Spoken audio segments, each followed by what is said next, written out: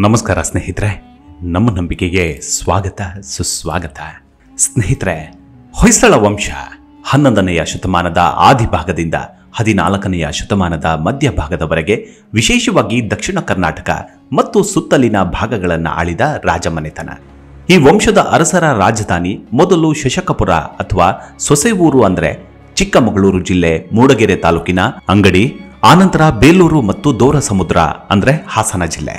ಮಲೆನಾಡಿನ ಒಂದು ಚಿಕ್ಕ ಪಾಳೆಯ ಪಟ್ಟವಾಗಿ ಆರಂಭವಾಗಿ ತತ್ಕಾಲೀನ ಅಸ್ತವ್ಯಸ್ತ ರಾಜಕೀಯ ಪರಿಸ್ಥಿತಿಯ ಲಾಭವನ್ನು ಪಡೆದು ಮೊದಲು ಕಲ್ಯಾಣ ಚಾಲುಕ್ಯರ ಸಾಮಂತರಾಗಿ ನೆಲೆಗೊಂಡು ಮುಂದೆ ಶೌರ್ಯ ಹಾಗೂ ಸ್ವಸಾಮರ್ಥ್ಯದಿಂದ ರಾಜ್ಯ ವಿಸ್ತಾರವನ್ನು ಮಾಡಿ ಸ್ವತಂತ್ರರಾಗಿ ಸುಸಂದರ್ಭದಲ್ಲಿ ತಮ್ಮ ಪ್ರಭಾವವನ್ನು ತಮಿಳುನಾಡಿನವರೆಗೂ ವಿಸ್ತರಿಸಿ ನಾಡಿನ ಆರ್ಥಿಕ ಸಾಂಸ್ಕೃತಿಕ ರಂಗದಲ್ಲಿ ಉನ್ನತ ಸಾಧನೆಗಳಿಗೆ ಪ್ರೋತ್ಸಾಹ ನೀಡಿ ಸುಮಾರು 3 ಶತಮಾನಗಳಿಗೂ ಹೆಚ್ಚು ಕಾಲ ವೈಭವೋಪೇತವಾಗಿ ಮೆರೆದ ಈ ರಾಜವಂಶದ ಇತಿಹಾಸ ಕರ್ನಾಟಕದ ಇತಿಹಾಸದ ಒಂದು ಮುಖ್ಯ ಅಧ್ಯಾಯ.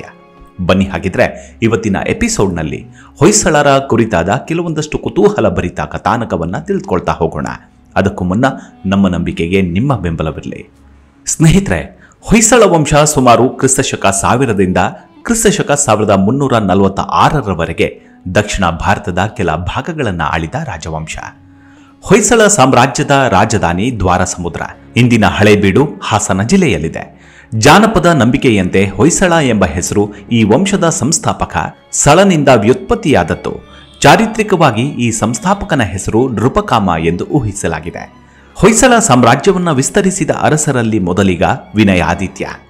ಹೊಯ್ಸಳ ಸಾಮ್ರಾಜ್ಯದ ಅತ್ಯಂತ ಪ್ರಸಿದ್ಧ ಅರಸು ಬಿಟ್ಟಿಗ. ಈತನ ನಂತರದ ಹೆಸರು ವಿಷ್ಣುವರ್ಧನ.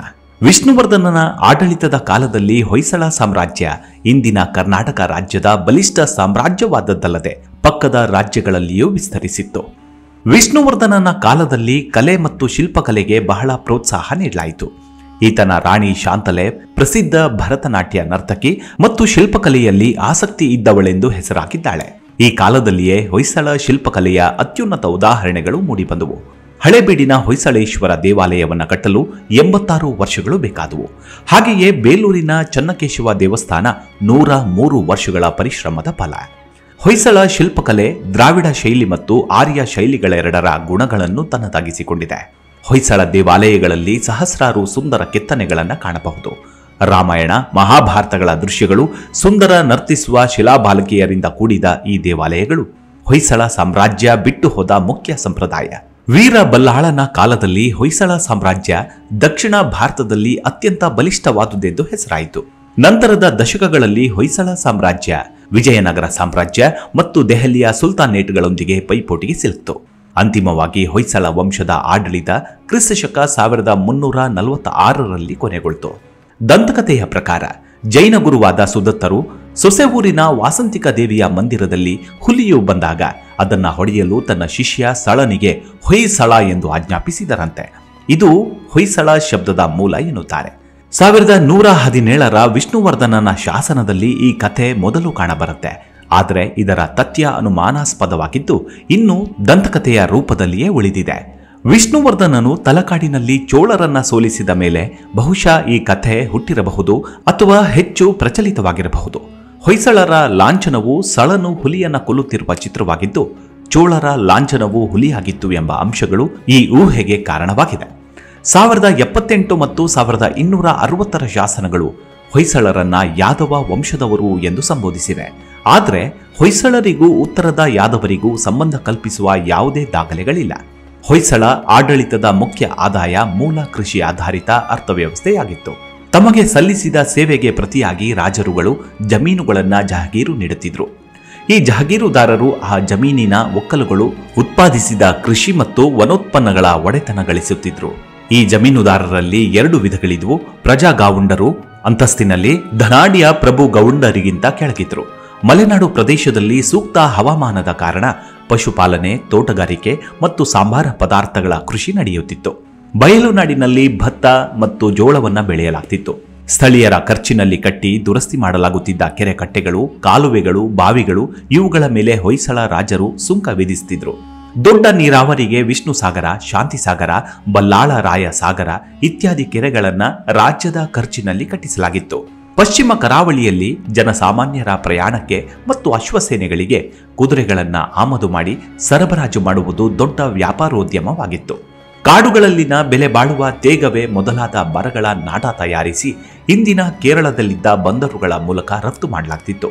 ಚೀನಾದಲ್ಲಿ ದೊರೆತ ಶುಂಗ ಸಾಮ್ರಾಜ್ಯದ ದಾಖಲೆಗಳ ಪ್ರಕಾರ ಉತ್ತರ ಚೀನಾದಲ್ಲಿ ಭಾರತದ ವ್ಯಾಪಾರಿಗಳು ಕಾಣಸಿಗ್ತಿದ್ದು, ಇದು ಸಮುದ್ರದಾಚೆಯ ಪ್ರದೇಶಗಳೊಂದಿಗೆ ಸಕ್ರಿಯ ವ್ಯಾಪಾರ ಸಂಪರ್ಕವಿದ್ದುದನ್ನು ಸೂಚಿಸುತ್ತೆ.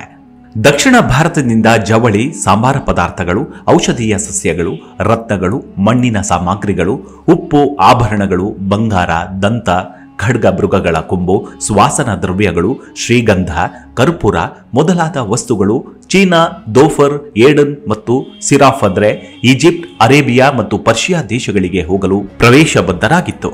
ಇಂತಹ ಸ್ಥಳಗಳಿಗೆ ರಫ್ತಾಗುತ್ತಿತ್ತು. ವಾಸ್ತುತಜ್ಞರು, ಶಿಲ್ಪಿಗಳು, ಕಲ್ಲು ಕಡೆಯುವವರು, ಚಿನಿವಾರರು ಇತ್ಯಾದಿ ದೇವಾಲಯಕ್ಕೆ ಪ್ರತ್ಯಕ್ಷ ಅಥವಾ ಪರೋಕ್ಷವಾಗಿ ಸಂಬಂಧಿಸಿದ ಕುಶಲಕರ್ಮಿಗಳು ಬಿರುಸಿನಿಂದ ನಡೆಯುತ್ತಿದ್ದ ದೇವಾಲಯ ನಿರ್ಮಾಣದ ಕಾರ್ಯದಿಂದ ಸಾಕಷ್ಟು ಸ್ಥಿತಿವಂತರಾಗಿದ್ರು. ನೆಲಗಂದಾಯವನ್ನ ಒಟ್ಟು ಮಾಡುವ ಜವಾಬ್ದಾರಿ ಗ್ರಾಮ ಪಂಚಾಯಿತಿಗಳದ್ದಾಗಿತ್ತು. ಸಿದ್ದಾಯ ಎಂದು ಕರೆಯಲಾಗುತ್ತಿದ್ದ ನೆಲಗಂದಾಯದಲ್ಲಿ ಕುಲ ಎಂಬ ಮೂಲತಃ ಬೆಲೆ ಕಟ್ಟಿದ್ದಲ್ಲದೆ ವಿವಿಧ ಮೇಲುಗಂದಾಯವೂ ಅಡಕವಾಗಿತ್ತು. ವಿವಿಧ ವ್ಯವಸಾಯಗಳು, ವಿವಾಹಗಳು, ಗಾಡಿ ಅಥವಾ ರಥಗಳ ಮೇಲೆ ಒಯ್ಯಲಾಗುತ್ತಿದ್ದ ಸರಕುಗಳು, ಸಾಕು ಪ್ರಾಣಿಗಳು ಇವೆಲ್ಲದರ ಮೇಲೂ ಸುಂಕ ಹೇರಲಾಗಿತ್ತು.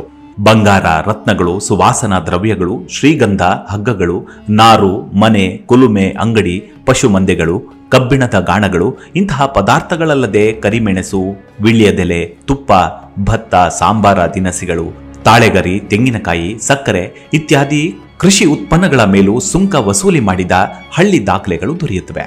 ಕೆರೆಗಳ ನಿರ್ಮಾಣ ಮೊದಲಾದ ನಿರ್ದಿಷ್ಟ ಕೆಲಸಗಳಿಗಾಗಿ ಗ್ರಾಮ ಪಂಚಾಯಿತಿಗೆ ಸುಂಕ ವಿಧಿಸುವ ಹಕ್ಕಿತ್ತು.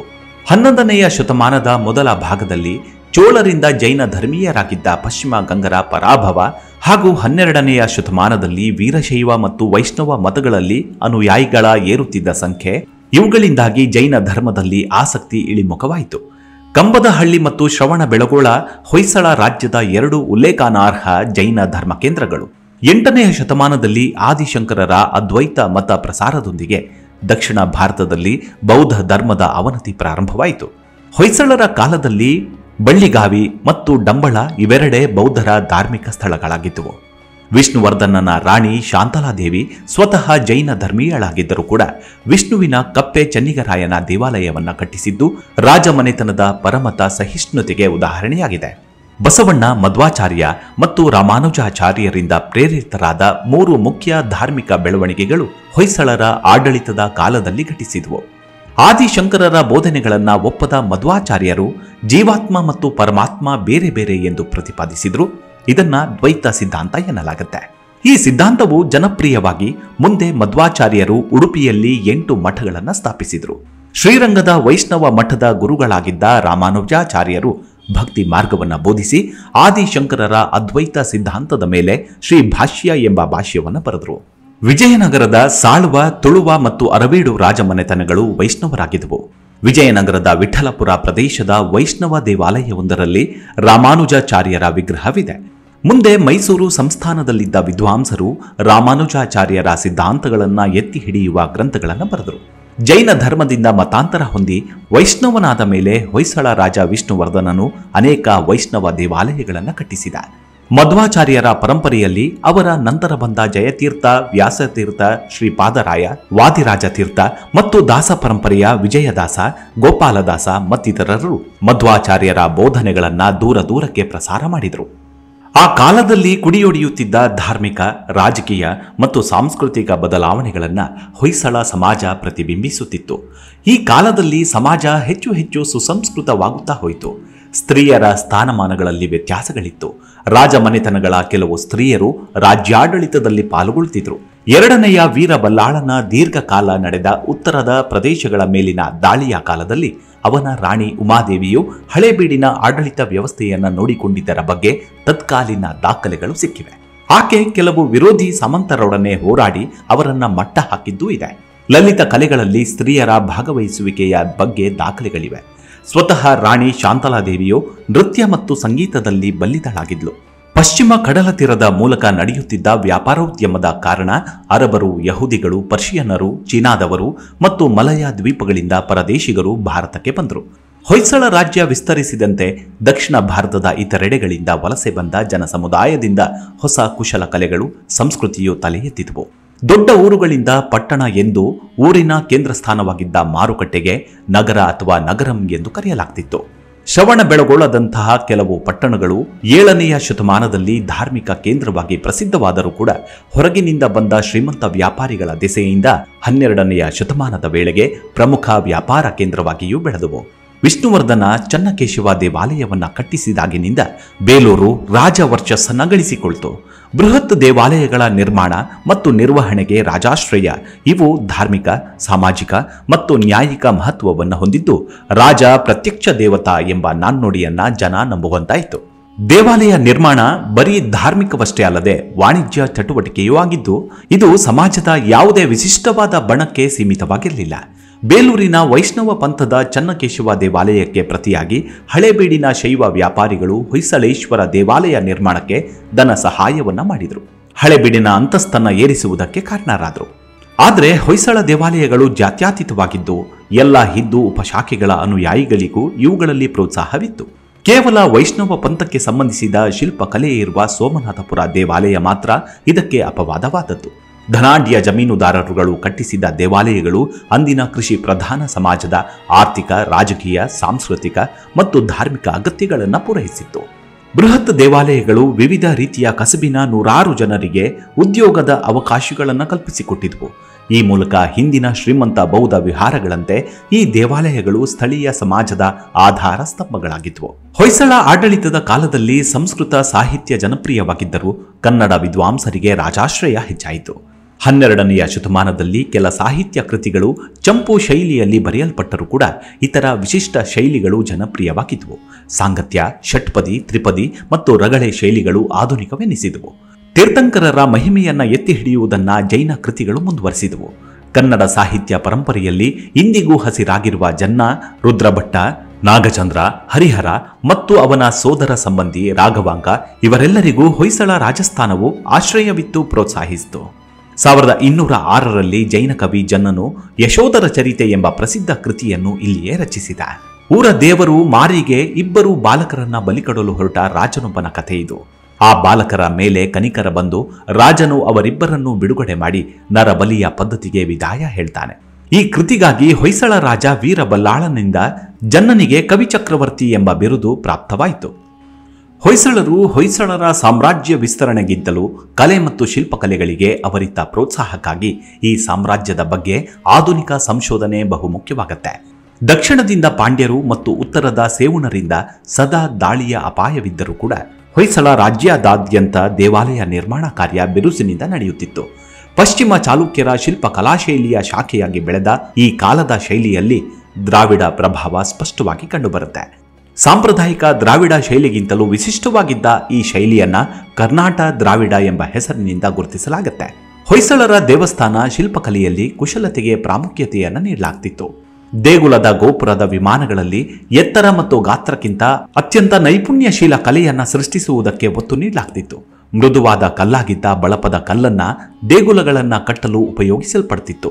ಬೇಲೂರಿನ ಚನ್ನಕೇಶವ ದೇವಸ್ಥಾನ, ಹಳೇಬೀಡಿನ ಹೊಯ್ಸಳೇಶ್ವರ ದೇವಸ್ಥಾನ, ಸೋಮನಾಥಪುರದ ಚನ್ನಕೇಶವ ದೇವಸ್ಥಾನ, ಅರಸೀಕೆರೆ, ಅಮೃತಪುರ, ಬೆಳವಾಡಿ ಮತ್ತು ನುಗ್ಗೇಹಳ್ಳಿ ದೇವಸ್ಥಾನಗಳು ಹೊಯ್ಸಳ ಶಿಲ್ಪಕಲೆಯ ಪ್ರಮುಖ ಉದಾಹರಣೆಗಳು. ಇವೇ ಅಲ್ಲದೆ ಹಾಸನ ಜಿಲ್ಲೆಯ ದೊಡ್ಡ ಗದ್ದವಳ್ಳಿಯ ಮಹಾಲಕ್ಷ್ಮಿಯ ದೇವಾಲಯ, ಕೊರವಂಗಲದ ಬೂಚೇಶ್ವರ, ಹಾರನಹಳ್ಳಿಯ ಲಕ್ಷ್ಮೀ ನರಸಿಂಹ, ಮೊಸಳೆಯ ಚನ್ನಕೇಶವ, ನಾಗೇಶ್ವರ ಜೋಡಿ ದೇವಾಲಯ ಮತ್ತು ಮಂಡ್ಯ ಜಿಲ್ಲೆಯ ಹೊಸಹೊಳಲಿನಲ್ಲಿರುವ ದೇವಾಲಯ ಹೊಯ್ಸಳರ ಕಾಲದ ಕಲಾ ಕೌಶಲ್ಯಕ್ಕೆ ನಿದರ್ಶನವಾಗಿದೆ. ಅನೇಕ ದೇವಾಲಯಗಳ ಹೊರಗಿನ ಗೋಡೆಗಳಲ್ಲಿ ಹಿಂದೂ ಪುರಾಣಗಳ ಕಥನಗಳನ್ನು ರೂಪಿಸಲಾಗಿದೆ. ಪ್ರದಕ್ಷಿಣೆಯ ದಿಕ್ಕಿನಲ್ಲಿ ಈ ಕಥನಗಳ ನಿರೂಪಣೆ ಸಾಗುತ್ತೆ. ಕನ್ನಡ ಮತ್ತು ಸಂಸ್ಕೃತ ಭಾಷೆಗಳನ್ನು ವ್ಯಾಪಕವಾಗಿ ಬಳಸಲಾಗ್ತಿತ್ತು. ಪಾಠಶಾಲೆಗಳಲ್ಲಿಯೂ ಉಪಯೋಗಿಸಲಾಗುತ್ತಿದ್ದ ದೇವಾಲಯಗಳಲ್ಲಿ ಬ್ರಾಹ್ಮಣ ಪಂಡಿತರು ಸಂಸ್ಕೃತದಲ್ಲಿ ಕಲಿತರೆ ಜೈನ ಮತ್ತು ಬೌದ್ಧ ವಿಹಾರಗಳಲ್ಲಿ ಮುನಿಗಳು ಶಿಷ್ಯರಿಗೆ ವಿದ್ಯೆ ಕಲಿಸುತ್ತಿದ್ರು. ಉಚ್ಚ ವಿದ್ಯಾಕೇಂದ್ರಗಳಿಗೆ ಘಟಿಕಾ ಎಂದು ಹೆಸರಿತ್ತು. ಪ್ರವರ್ಧಮಾನಕ್ಕೆ ಬರುತ್ತಿದ್ದ ಭಕ್ತಿ ಪಂಥವು ವಚನಗಳು ಮತ್ತು ದೇವರ ನಾಮಗಳಿಗೆ ಕನ್ನಡ ಭಾಷೆಯನ್ನು ಬಳಸಿತು. ಸಾಹಿತ್ಯ ಕೃತಿಗಳನ್ನ ತಾಳೆಗರಿಯ ಮೇಲೆ ರಚಿಸಲಾಗ್ತಿತ್ತು. ಹಿಂದಿನ ಶತಮಾನಗಳಲ್ಲಿ ಜೈನ ಸಾಹಿತ್ಯ ಕೃತಿಗಳು ಪ್ರಧಾನವಾಗಿದ್ದರೂ ಕೂಡ ಹೊಯ್ಸಳರ ಕಾಲದಲ್ಲಿ ಶೈವ ಮತ್ತು ಬ್ರಾಹ್ಮಣ ಕೃತಿಗಳು ಹೆಚ್ಚು ಹೆಚ್ಚಾಗಿ ಬರಲಾರಂಭಿಸಿದವು. ಸಂಸ್ಕೃತ ಸಾಹಿತ್ಯದಲ್ಲಿ ಕಾವ್ಯ, ವ್ಯಾಕರಣ, ವಿಶ್ವಕೋಶ, ಕೈಪಿಡಿಗಳು, ಹಿಂದಿನ ಕೃತಿಗಳ ಮೇಲೆ ಭಾಷ್ಯಗಳು, ನಾಟಕಗಳು, ಗದ್ಯ ಕಥೆಗಳು ಇತ್ಯಾದಿಗಳು ರಚನೆಯಾದವು. ತಾಮ್ರ ಮತ್ತು ಶಿಲಾಶಾಸನಗಳು ಕನ್ನಡ, ಸಂಸ್ಕೃತ ಅಥವಾ ಇವೆರಡು ಭಾಷೆಯಲ್ಲಿರ್ತಿದ್ವು. ಹಿನ್ನೆಲೆ ರಾಜರ ಬಿರುದು, ಬಾವಲಿಗಳು ಇತ್ಯಾದಿಗಳು ಸಂಸ್ಕೃತದಲ್ಲಿದ್ದರೆ ಉಂಬಳಿಯ ವಿವರಗಳು, ಭೂಮಿಯ ತಪಶೀಲು, ಸರಹದ್ದು, ಸ್ಥಳೀಯ ಆಡಳಿತಾಧಿಕಾರಿಗಳು, ಕಂದಾಯ, ಉಂಬಳಿ ಪಡೆದವನ ಹಕ್ಕು ಮತ್ತು ಕರ್ತವ್ಯಗಳು, ಸಾಕ್ಷಿಗಳು ಈ ವಿವರಗಳು ಕನ್ನಡದಲ್ಲಿರ್ತಿದ್ವು. ಈ ಮೂಲಕ ಶಾಸನದ ವಿವರಗಳು ಜನಸಾಮಾನ್ಯರಿಗೂ ಅರ್ಥವಾಗುವಂತೆ ನೋಡಿಕೊಳ್ಳಲಾಗ್ತಿತ್ತು. ಹೀಗೆ ಹೊಯ್ಸಳ ರಾಜವಂಶದ ಬಗ್ಗೆ ಎಷ್ಟು ಹೇಳಿದ್ರೂ ಕಡಿಮೆಯೇ. ಇಂದಿಗೂ ಕರುನಾಡು ಅಂದಾಕ್ಷಣ ಈ ಕನ್ನಡ ಮಣ್ಣನ್ನಾಳಿದ ಅದೆಷ್ಟೋ ರಾಜಮನೆತನಗಳ ಪೈಕಿ ಹೊಯ್ಸಳ ವಂಶವು ಇಡೀ ಜಗತ್ತಿಗೆ ಮಹತ್ತರ ಕಾಣಿಕೆ ಹಾಗೂ ಕೊಡುಗೆಯನ್ನು ನೀಡಿದೆ. ಮುಂದಿನ ಸಂಚಿಕೆಯಲ್ಲಿ ಮತ್ತೆ ಸಿಗೋಣ. ಅಲ್ಲಿವರೆಗೂ ನಿಮ್ಮ ಆರೋಗ್ಯದ ಕಡೆ ಗಮನವಿರಲಿ. Take care. ನಮಸ್ಕಾರ.